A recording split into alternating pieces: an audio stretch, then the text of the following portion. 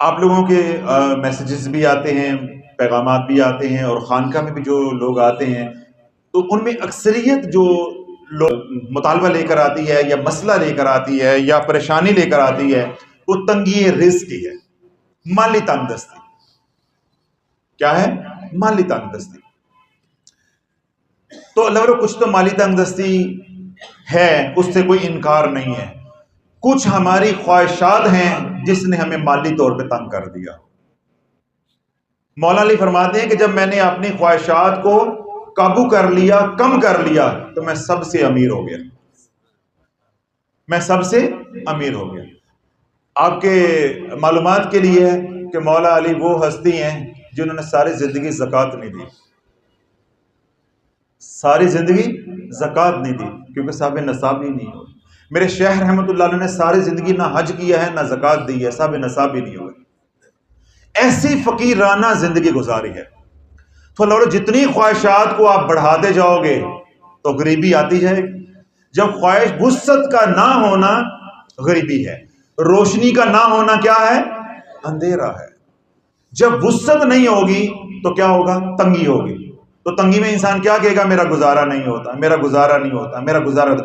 ابھی میں نے جو بیان کیا اس میں بھی میں نے یہ بات عرض کی ہے کہ جب اعمال نہیں ہوں گے تو برکت نہیں ہوگی، جب اعمال نہیں ہوں گے تو رحمت نہیں ہوگی، جب اعمال نہیں ہوں گے تو سلامتی نہیں ہوگی۔ جتنا بھی کماؤ گے پوری نہیں پڑے گی، پوری نہیں پڑے گی، پوری نہیں پڑے گی۔ اس لیے پہلے فقیر کا بیان سنو، پھر جو میں عمل بتا رہا ہوں اس پہ عمل کرو، اللہ سنا انشاءاللہ العزیز وہ رنگ لگا دے گا۔ اگر واقعی مالی تنگ دستی ہے، اپنی زندگی میں اعمال کی کمی نہیں ہے، گھر میں نماز ہے، قرآن کی تلاوت ہے، روزے ہیں، ذکر اذکار ہے، اور رزق حلال کمانے کی کوشش کرتے ہیں، سود کا معاملہ گھر میں نہیں ہے، ذخیرہ اندوزی کا معاملہ نہیں ہے، یا اور اس طرح کا کوئی خنزیر رزق جو ہے وہ کسی بھی طریقے سے گھر میں نہیں آتا، اس کے باوجود گھٹن ہے یا عیال بڑا ہے، گھر بڑا ہے، ذمہ داریاں زیادہ ہیں، تو مالی طور پہ پریشان ہیں، تو اللہ والو سورت اخلاص قل هو اللہ احد اللہ الصمد لم یلد ولم یولد ولم یکن لہ کفوا احد، ٹھیک ہے؟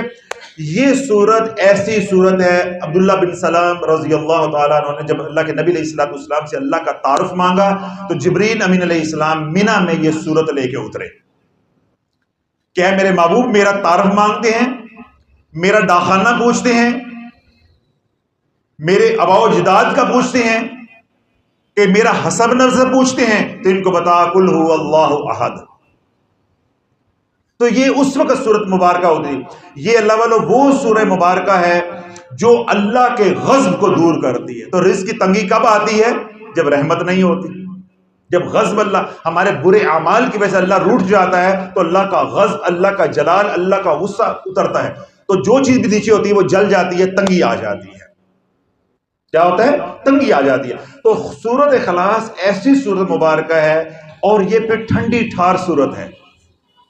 بات سمجھے کہ یہ ٹھنڈی ٹھار سورت ہے۔ ٹھنڈی ٹھار سے کیا مراد ہے؟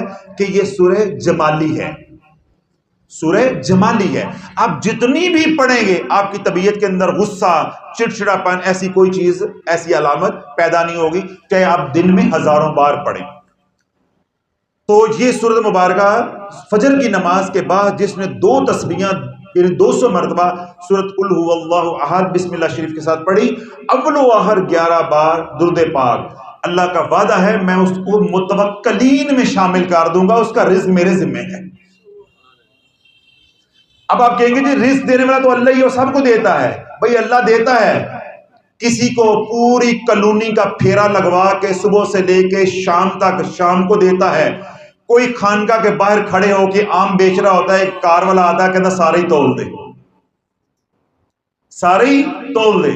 تو اللہ والو جب سورت اخلاص پڑھو گے، اعمال کرو گے، اللہ رزق بھی بڑھائے گا، رزق میں آسانی بھی دے گا، اور رزق کے اندر برکت بھی ہوگی۔ اب پڑھنی کیسے ہے؟ پہلے ہم کیا پڑھیں گے؟ 11 مرتبہ درود پاک، کوئی بھی درود ابراہیم پڑھ لیں تو سب سے اچھا ہے، نہیں تو جو سبھی پڑھ لیں، یا درود ابراہیم کا پہلا حصہ پڑھ لیں، اللہم صلی علی محمد وعلی آل محمد، اتنا بھی کافی ہے۔ تو 11 مرتبہ آپ درود پاک پڑھیں گے، اس کے بعد آپ پڑھیں گے، پہلی مرتبہ پڑھیں گے اعوذ باللہ من الشیطان الرجیم بسم اللہ الرحمن الرحیم، اس کے بعد پھر اعوذ باللہ پڑھنے کی ضرورت نہیں ہے، بقیہ جو 199 مرتبہ پڑھیں گے اس کے ساتھ صرف بسم اللہ شریف پڑھتے جائیں گے۔ دو باتیں ہوں گی۔ تیسری بات پڑھنی کیسے ہے؟ بسم اللہ الرحمن الرحیم قل هو اللہ احد اللہ الصمد اللہ الصمد اللہ الصمد لم یلد ولم یولد ولم یکن لہ کفوا احد۔ بسم اللہ الرحمن الرحیم قل هو اللہ احد اللہ الصمد اللہ الصمد اللہ الصمد لم یلد ولم یولد ولم یکن لہ کفوا احد۔ بسم اللہ الرحمن الرحیم قل هو اللہ احد اللہ الصمد اللہ الصمد اللہ الصمد لم یلد ولم یولد ولم یکن لہ کفوا احد۔ اب میں نے مکمل آپ کو سمجھا دی، کوئی پریشانی تو نہیں ہوئی؟ یعنی میرا کہنے کا بتانے کا مقصد یہ ہے کہ جب دوسری آیت مبارکہ آئے گی اللہ الصمد، اس کو 3 بار پڑھنا ہے۔ اب آپ کے ذہن میں یہ سوال آنا چاہیے اگر آپ سوئے نہیں ہیں کہ بھائی یہ کون سا طریقہ ہے؟ جس طرح وہ کہتے ہیں دوسرے لوگ ایک کتنے لکھے آئے، اس کا حوالہ کیا ہے؟ تو اللہ والو پہلے آپ تفکر کرو، سوچو، جو اولیاء اللہ کو اللہ نے نور فراست دیا ہوتا ہے، ہم تو ان کے جوتوں کے ساتھ جو مٹی ہے نا اس کو بھی اللہ والے نہیں پہنچ سکتے۔ اللہ الصمد، اللہ بے نیاز ہے، اللہ بے نیاز ہے۔ اللہ الصمد، اللہ کسی کا محتاج نہیں ہے، اس کے یہ معنی نہیں ہے۔ جب یہ معنی کریں گے یہ نامکمل معنی ہے۔ اللہ الصمد، اللہ کسی کا محتاج نہیں ہے مگر ہر ذرہ ذرہ اس کا محتاج ہے۔ یہ مکمل آپ جب آپ کا عقیدہ ایسے نہیں بنائیں گے تو اس کے اندر شیطان گھس جائے گا۔ اب آپ نے جو اللہ بے نیاز ہے ان معنی کو ذہن میں نہیں رکھنا، آپ کو بے نیازی سمجھ نہیں آئے گی، عوام الناس ہے، یہ علماء یا اہل علم کا کام ہے۔ جو میں نے سادہ معنی بتائے ہیں عوام کے سطح پہ اس کو ذہن میں رکھنا ہے۔ اللہ الصمد، اللہ کسی کا محتاج نہیں ہے، ساری مخلوق اس کی محتاج ہے۔ للہ ما فی السماوات وما فی الارض وَلِلَّهِ مِرَاثُ السَّمَاوَاتِ وَالْأَرْضِ وَلِلَّهِ خَزَائِنُ السَّمَاوَاتِ وَالْأَرْضِ، سب کچھ اسی کا ہے۔ تو جب ہم پڑھ رہے ہوں گے تو ہمارے ذہن میں کیا ہونا، جب جو ہی یہ آیت آئے گی اللہ الصمد تو یہ فقیر کی بات ذہن میں رکھنی ہے کہ اللہ کسی کا محتاج نہیں، میں اللہ تیرا محتاج ہوں، ساری مخلوق تیری محتاج ہے۔ جب اللہ الصمد اللہ الصمد اللہ الصمد 3 بار کریں گے تو اللہ اپنی صفت سمدیت کی خیرات تجھے عطا فرمائے گا، صفت سمدیت کی خیرات عطا فرمائے گا۔ جیسے وہ کسی کا محتاج نہیں ہے، اللہ رزق کے معاملے میں تجھے کسی کا محتاج نہیں ہونے دے گا۔ اب حکمت سمجھ آ گئی؟ پھر کہنے نے کتنے لکھے آئے، اس کا حوالہ کیا ہے جی، حدیث کون سی آئی ہے، کون سی آیت میں آیا؟ بھائی اللہ نے یہ چیمبر دیا ہے، اللہ بار بار قرآن میں کہتا ہے کہ تفکر کرو، غور کرو۔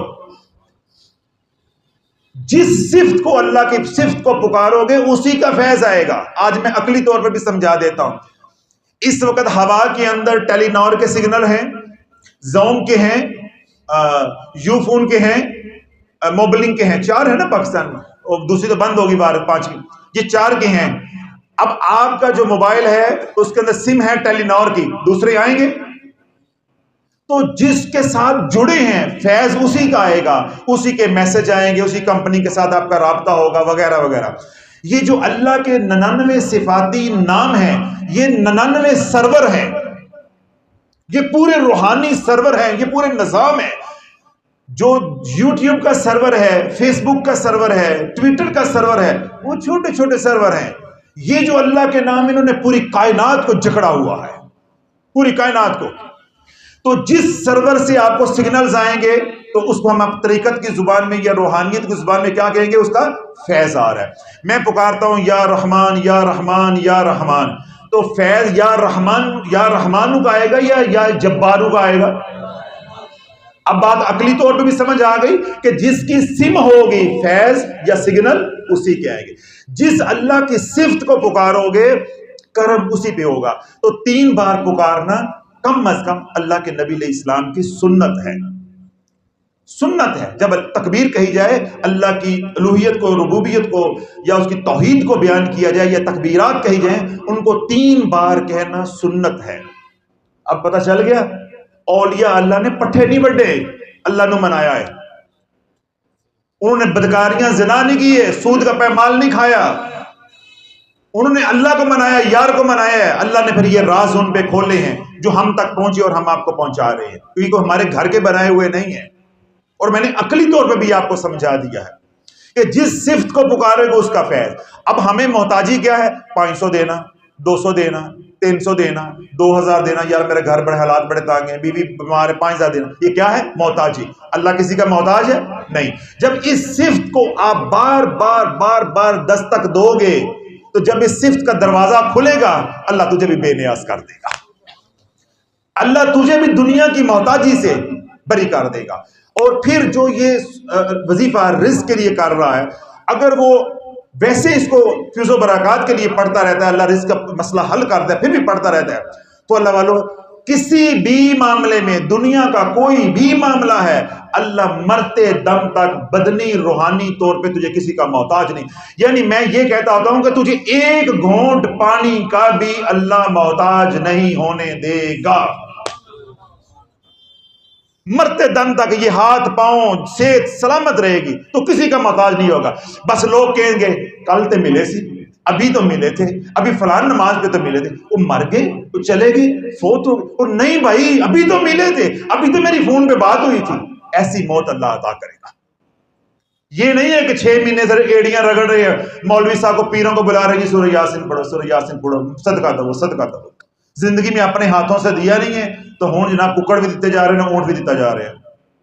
تو جب اعمال والی زندگی گزارو گے، 200 مرتبہ سورۃ اخلاص روزانہ پڑھو گے، اللہ کسی کا محتاج، کسی بھی معاملے میں کا محتاج، کسی بھی اب میں تفصیل میں جاؤں گا، ایسے بات کھلتی جائے گی، کسی بھی معاملے میں آپ کو محتاج۔ میں نے بتایا نہ روحانی محتاجی نہ بدنی محتاجی، اور میں نے آخری فکر میں اتنا زور لگا کے بولا ہے کہ اللہ آپ کا یقین بنا دے کہ زندگی بھر اللہ آپ کو ایک گھونٹ پانی، ایک گلاس پانی کا بھی کسی کا اولاد کا، رشتہ دار کا، کسی بہن بھائی کا محتاج نہیں ہونے دے گا۔ اس کی شان صمدیت کے خلاف ہے، شان صمدیت کے خلاف ہے۔ آپ کے پاس سم ہے ٹیلی نار کی، آپ کے نہیں جی ٹیلی نار والوں کو جا کے اپلیکیشن لکھ کے دیں گے، ویسے چلے جاؤ، انہیں کہیں گے نہیں جی سم ٹیلی نار کی ہوگی، سگنل زوم کے آنے چاہیے۔ وہ کہیں گے چل نکلتا ہوں، نکل جاؤ اپنے دماغ کا علاج کروا جا کے۔ یہ بندے کی غیرت ہے۔ اللہ والوں جہاں مخلوق کی غیرت کی انتہا ہو جاتی ہے، اللہ کی غیرت کی ابتدا ہوتی ہے۔ اللہ کی غیرت کے خلاف ہے، اللہ کی شان صمدیت کے خلاف ہے۔ جو اس کی شان صمدیت کو بیان کرے اور بندہ در در کا محتاج ہو، ٹکڑوں کا محتاج ہو۔ میں نے ایسے لجپال، ایسے بزرگوں کو دیکھا اور سنا ہے الحمدللہ، جنہوں نے سورۃ اخلاص پڑھ کے پھونکا، اللہ نے کیا کیا کیا کر دیا۔ میں وہ بولنا نہیں چاہتا، پھر لوگ سوشل میڈیا پہ پکڑ لیتے ہیں یہ جھوٹیاں کرامتیں سناتے ہیں کہ کیا کیا کیا کر دیا۔ تو اللہ یہ قرآن ہے، ہمارا یقین نہیں ہے، اس لیے قرآن کا اثر نہیں ہے۔ قرآن کی اپنی تاثیر، اپنی نورانیت اپنی جگہ پہ ہے۔ اللہ نے ایسا عجیب نظام بنایا، عقل دھنگ رہ جاتی ہے۔ اللہ کہتا ہے کلام میرا، نورانیت جتنی میں نے چاہی اس میں ہوئی، ایک گل اپنی جگہ پہ ہے، تجھے اتنا ہی ملے گا جتنا تیرا یقین ہے۔ وَلَا يَزِيدُ الظَّالِمِينَ إِلَّا خَسَارًا۔ اگر تیرا عقیدہ ٹھیک نہیں ہے اور تو کافر ہے یا مرتد ہے یا منکر ہے، تجھے کچھ نہیں ملنا سوائے نقصان۔ اور ایمان والا بھی ہے لیکن تیرا عقیدہ ٹھیک نہیں، یقین ٹھیک نہیں ہے، تب بھی تجھے خسارہ ہے۔ اب قرآن اپنی جگہ پہ نورانی، یا اس کے الفاظ نورانی، یا اللہ کا کوئی نام ہے، اس کی نورانیت اپنی جگہ پہ معتبر ہے، لیکن ہمیں اس میں سے حصہ اتنا ہی ملے گا جتنا ہم یقین کے ساتھ پکاریں گے۔ اب میں ایک مثال دے کے بات کو ختم کر دیتا ہوں۔ آپ گولی لیتے ہیں، بلٹ جس کو کہتے ہیں، 250 روپے کی آپ بلٹ لے کر آتے ہیں، گولی لے کر آتے ہیں، موزر کی گولی لے کے آتے ہیں، پسٹل کی گولی لے کے آتے ہیں۔ اس گولی کو آپ یوں مارتے ہیں کسی کے اوپر، بندہ مر جائے گا؟ کیوں نہیں مرے گا؟ کہ جس ویلوسٹی کے ساتھ، جس طاقت کے ساتھ، جس رفتار کے ساتھ آپ نے ماری، وہ رفتار کافی نہیں تھی۔ یہ ممکن ہے کہ آپ اور زور سے ماریں اور اس کے کہیں منہ پہ لگے، ادھر لگے، ہلکا سا اس کو نشان آ جائے، لیکن حت الامکان ہے کہ بندہ نہیں مرنے لگا۔ یہ کبھی امکان، باقی اللہ مارنے پہ آئے تو وہ پھر ہاتھ مروا دیتے، چڑیوں سے باز مروا دیتا ہے، وہ ایک الگ مسئلہ ہے، لیکن عمومی کیا ہے، بندہ نہیں مرنے لگا۔ اب وہی گولی اب غلیل کے اندر ڈال کے کسی کو ماریں، بندہ مر جائے گا، بندہ زخمی ہو جائے گا، چوٹ رہا، وہ چوٹ کسی کی ایسی جگہ پہ لگ جائے، پھر میں نے وہی بات کہی، وہ مر سکتا ہے لیکن امکان ہے کہ وہ بچے گا۔ اب کیا ہوا ہے کہ ویلوسٹی بڑھ گئی ہے، رفتار بڑھ گئی، ہاتھ سے مارا تو کوئی نقصان نہیں ہوا، گلیل میں ڈال کے مارا تو نقصان، اور اگر اسی کو پسٹل کی نالی میں ڈال کے مارا جائے تو بندہ، وہ ڈی ایس پی صاحب بیٹھے ہیں، کتنے گئے نے، وہ بیٹھے جناب، یہ نقل ہی تو لے کے جان گے نال، وہ کہیں گے جی خانقاہ میں یہ کچھ ہو رہا تھا، یہ نقل سال لے کے جائیں گے آپ۔ اب وہی گولی ہاتھ سے چلائی تو کوئی نقصان نہیں، اگر گلیل میں ڈال کے چلائی تو کچھ نقصان کا امکان ہے، اگر پسٹل میں ڈال کے جو اس کا مناسب طریقہ ہے اس طریقے سے چلائی تو اگلا بندہ مر گیا۔ اللہ والو ایسے ہی ہے، ایک ہے کہ قرآن کو بغیر ایمان والے نے پڑھا یا بد عقیدہ نے پڑھا، جس طرح وہ میں نبی مثال دی، وہ جو کوئی شفا شفو نہیں ہے تو اس کو کیا ملے گا، وہ بات پڑھے گا، وہ الفاظ ہیں طوطے کی طرح، یا ٹیپ ریکارڈر کہہ لیں، یا آج کل میموری کارڈ کہہ لیں، یا موبائل میں آپ نے یوں آن کر رکھا ہے، کبھی موبائل مسلمان ہوا ہے؟ ساری رات لگائے رکھو کلمہ شریف اس کے اندر تو موبائل مسلمان ہو جائے گا، وہ لگا ہوا ہے، ایک ڈیوائس ہے۔ تو اسی طرح اگر کسی کم ایمان والے نے پڑھا، ہماری طرح کے بندے نے، تو ہمیں نفع اتنا بس ہوگا جتنا غلیل کا ہوتا ہے، غلیل کا ہوتا ہے۔ اور اگر یہی قرآن بابا فرید نے پڑھا تو پھر بندہ نہیں بچتا، پھر بندہ نہیں بچتا۔ اللہ بولو سورت تبت یدا، سورت لہب ایک مرتبہ پڑھ کے بندے کا تصور کر کے اس پہ پھونک دی جائے، چارپائی پہ پڑ جائے گا یا پٹے چڑھ جائے گا۔ قرآن یہ ہے۔ اسی طرح ایک بار سورۃ فاتحہ یقین کامل کے ساتھ پڑھ کے پھیر دی جائے، اللہ کے نبی کا فرمان ہے شفا ہو کے رہے گی، ہو کے رہے گی، ہو کے رہے گی۔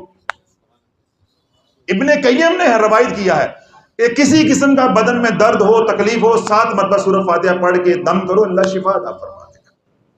تو اب میں نے مثالوں کے ذریعے بھی سمجھا دیا، ہم ہیں غلیل والے مسلمان، کبھی ادھر تو کبھی ادھر، ہمارا ایمان اتنا ہی ہے، تو چلیے وظیفوں کے اوپر اتنا ہی بھروسہ کرو، وظیفوں میں کمی نہیں ہے، اللہ کے کلام میں کمی نہیں ہے، الحمدللہ بتانے میں بھی میں نے پسینے نکال دیے ہیں، لیکن ہمارے کرنے میں کمی ہے۔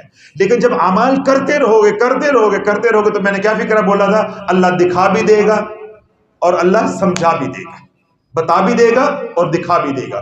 پھر ہمارا کیا ہوگا انشاءاللہ العزیز، بابا فرید بھی اللہ کے در کا محتاج ہے اور ہم بھی اسی کے در کے محتاج ہیں۔ اگر وہ فرید کو بابا فرید بنا سکتا ہے تو ہمیں بھی بنا سکتا ہے، اس کے خزانوں میں کمی ہے، لیکن شرط کیا ہے کہ بابا فرید نے وہی بات کہی ہے جو میں آپ سے عرض کر رہا ہوں۔ بابا فرید فرماتے ہیں کہ میں نے 40 سال وہ کیا جو اللہ نے چاہا، اب اللہ وہ کرتا ہے جو فرید چاہتا ہے۔ اعمال والی زندگی گزارو گے تو اللہ اس زبان کو سیف الرحمن بنا دے گا، جو تمہاری زبان سے نکلے گا اللہ نکلے کی لاش رکھے گا۔ تو اللہ رب العزت ہمیں تمام اعمال کی توفیق عطا فرمائے۔ جتنے بھی میں سورۃ اثر کے، سورۃ اخلاص کے اعمال بتائے ہیں، اللہ مجھے بھی آپ کو ان کے فیض و برکات سے فیض یاب فرمائے، جو سوشل میڈیا پہ یہ اعمال سنی اللہ ان کو بھی فیض و برکات سے جو فیض یاب فرمائے۔ حاضرین مجلس کی اللہ سب کی حاضری کو قبول و منظور فرما، جہاں سے بھی آئے ہیں یا اللہ کے قدم پہ نیکیاں عطا فرما، گناہوں کو معاف فرما، ان کے درجات کو بلند عطا فرما۔ اے اللہ جو بیمار آئے ہیں، روحانی بیمار ہیں، بدنی بیمار ہیں، جس طرح کی بھی بیماری میں مبتلا ہیں، ہسپتالوں میں ہیں، گھروں میں ہیں، جہاں کہیں بھی ہیں، مسلمان ہیں، بہنیں ہیں، بھائی ہیں، بزرگ ہیں، بچے ہیں، سب کے حق میں ہماری التجاؤں کو، درخواستوں کو قبول و منظور فرما، یا اللہ ان کو شفاء کاملہ عاجل عطا فرما۔ حاضرین مجلس کی حاضری کو قبول و منظور فرما، یا اللہ جو نہیں آ سکے گھر بیٹھے ہیں یا گھر بیٹھے، یا اللہ ان کی حاضری کو قبول و منظور فرما۔ اے اللہ جو سکھی آئے ہیں ان کے سکھوں میں برکتیں عطا فرما، جو دکھی آئے ہیں ان کے دکھ دور عطا فرما۔ اے اللہ جو صاحب اولاد آئے ہیں ان کے اولاد کو فرما بردار بنا دے، محبوب علیہ الصلوۃ والسلام کا کملی والے کا غلام بنا دے۔ یا اللہ جو اولاد کی نعمت سے محروم ہیں یا اللہ ان کو صاحب اولاد بنا دے، یا اللہ ان کو اولاد نرین عطا فرما۔ اے اللہ جو ماں باپ بچے بچیوں کے رشتوں کی وجہ سے پریشان ہیں، یا اللہ ان کو ڈھنگ کے جوڑ کے رشتے عطا فرما۔ یا اللہ جو مالی تنگ دستی کا سوال لے کر آئے ہیں، یا اللہ ان کو کشادہ حلال اور آسان رزق عطا فرما۔ اے رب رحمان جو کچھ مانگا وہ بھی عطا فرما، جو نہیں مانگ سکے ہماری ضرورتیں ہیں، بھول گئے ہیں مانگنا، بن مانگے عطا فرما۔ ربنا تقبل منا انک انت السمیع العلیم وتب علینا انک انت التواب الرحیم، وصلی اللہ تعالی علی حبیبہ خیر خلقہ محمد وعلی آلہ واصحابہ اجمعین برحمتک یا ارحم